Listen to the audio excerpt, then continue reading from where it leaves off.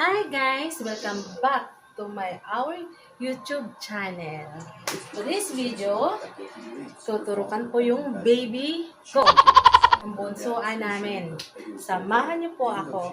Don't forget, like and share my videos. Thank you so much!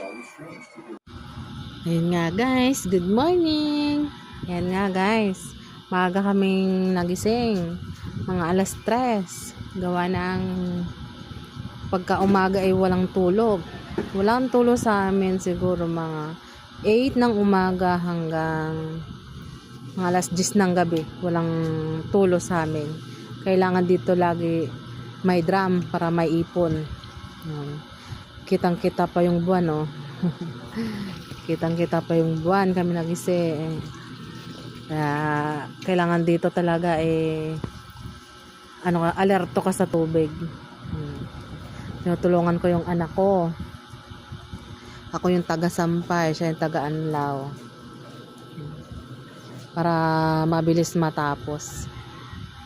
Para hindi naman pagod yung anak kong dalaga. Kasi lagi kong pang inuutosan yan kapag sa umaga. Kasi gawa ng meron akong baby. Yan. Medyo nainis din sa akin yan kapag panay ang utos ko.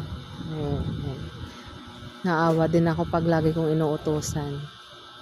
Swerte ko sa anak kong panganay kasi malaki na. Matangkad pa sa akin.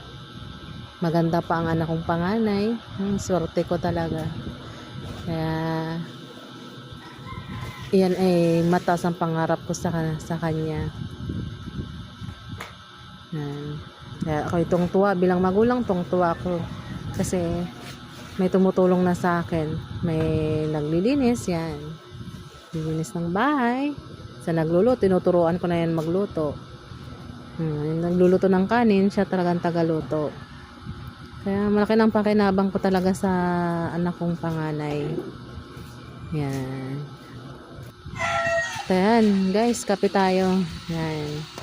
Kami nagkape na. Anong oras na yan? Mag-aalas 6 na. Mag-aalas 6 na ng umaga. Sinampay namin. Sana hindi umulan. Kasi ang hirap pag walang dryer. Gising na ang aking anak. Hirap pag walang dryer, no guys. Hindi natutuyo agad. Yan, papunta na po kaming center. Sana naman matapang aking baby. Huwag masyadong maiyak baby, ha? Kasi iyak din mami. Mga lolo. Pakit ang aking anak ng panganay kasama ko. Tangkad pa sa akin. Pasok na kami sa center.